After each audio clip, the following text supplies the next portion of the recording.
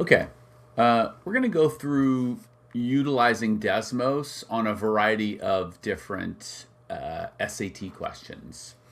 Let's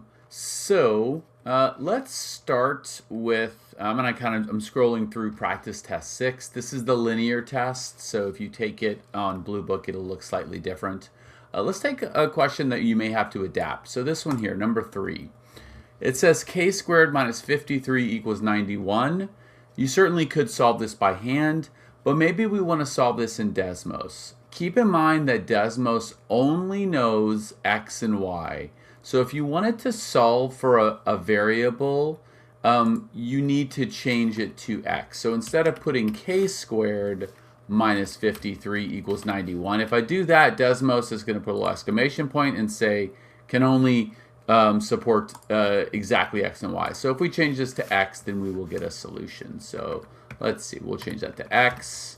And now we should see a solution. In fact, we see two here. One's at negative 12 and one's at positive 12. But this says the positive solution, so that would be D. Okay? Excellent. So let's see. We have other such questions. Let's take a look at a question like this. So this says for the linear function f, b is a constant. When x is 0, f of x equals 30. What is the value of b?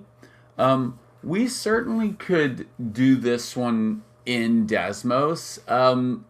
It's going to be a little bit clunky to do this. You can type in functions x plus b, and then we could do a slider for b, and we could say yes, and then we could say, well, this says when when x is 0, f is 30, so we could say f of 0, and this says that f of 0 is equal to 1.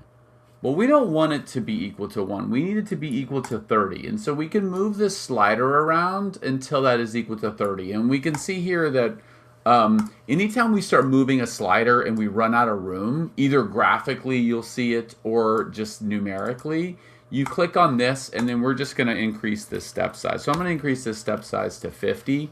And instead of it going in 1/10 of an increment, 0.1s, I'm going to just set the step size to 1 so that it moves 1 unit at a time. So I can see I move it up and boom. Okay. So this would tell me that b is equal to 30 to make this correct. Also, because it gives us these answers, I don't really have to move this slider around. I could just manually type this in. I could type in negative 30. And it would tell me that that's negative 30, and then I could type in positive 1 over 30, and we can see that we get the right answer when we type in 30. So that'd be another way to use it. Okay, let's move on to a different question. Let's take a look at this question here, number 13. Number 13 says this function h is defined as h of x equals this. What is the value when h of 2? Okay, again, very common problem. We're going to put this in exactly like it's written. Okay, h of x is equal to 8 divided by 5x plus 6. Okay, just typed it in exactly as is. And then in a new line, hit enter, I'm going to type in h of 2, and it'll tell me that's 0.5. Boom, done, easy peasy. Let's take a look at maybe this question over here. Okay, these are very common questions. Where this expression is equivalent to.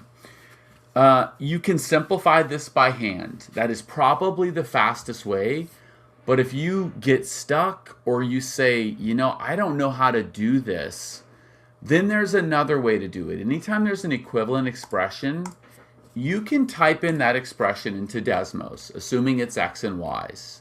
And so I'm going to type it in. It's really gnarly, but we can do it. X squared plus 11 squared plus x minus 5 times x plus 5. Okay. If I zoom out a little bit, I can see it. This graph is up here. Okay, great. I see it right there. Excellent. Then I can put in the answer choices. Only the right answer choice is going to overlap perfectly with that function. And the answer choices are all pretty similar, so we're going to do them one at a time and see which one of them gives us the right answer. Okay, so I'll type in this one, and I can see that the green and the blue are not the same. Okay, so it's not A. So I'm going to change it to B, and you can see B is really similar, except they've added 96. Okay, so I'm going to add 96. That looks exactly like it's on top. And to make sure, I'm going to uncheck it, check it, uncheck it, check it. So B is the right answer. So that's how you would do an equivalent expression using Desmos. All right, let's go through. Maybe we'll do just a few more. Again, here's another one. 18 gives us a quadratic equation, and it says which solution is correct. The way these solutions are structured makes me think that we need to use the quadratic formula. Again, solve it by hand, you get that. However, we could have Desmos do it. And if I try to put W, Desmos is going to say, please, I don't know what W is. So he'll say, fine, I'm going to just make it X. It doesn't really matter when there's a one variable equation what you call it. X minus 40. And I am going to say equals 0. And then Desmos is going to tell me, I'm going to go back to home, where those solutions are, okay? So one solution is at this crazy number, 2.7178, and the other is at negative 14.7178. Okay, that's all fine and well, but we don't know what that is based on these answer choices. So here's what I'm going to do. I am going to type in these answer choices one by one, and I'm going to start with the easiest one. I'm going to start with square root of 19. And you notice that to do the square root, I could do the function thing, or if you type in squirt, S-Q-R-T, it'll turn that into square root. So square root of 19 is not that. And 2 times square root of 19 is also not that. Okay, so it's not C, it's not B. I'm going to go to A, and I'm going to do 6 minus that. And it looks like I get close, right? I get the negative value of that. So instead, I'm going to go ahead. I know it's not A. I know it's not B. No, it's not C. Therefore, it must be D. If I'm crunched for time, I'm just going to guess D and assume that it's right. But for the sake of this argument, I'm going to go ahead and change it to verify to myself.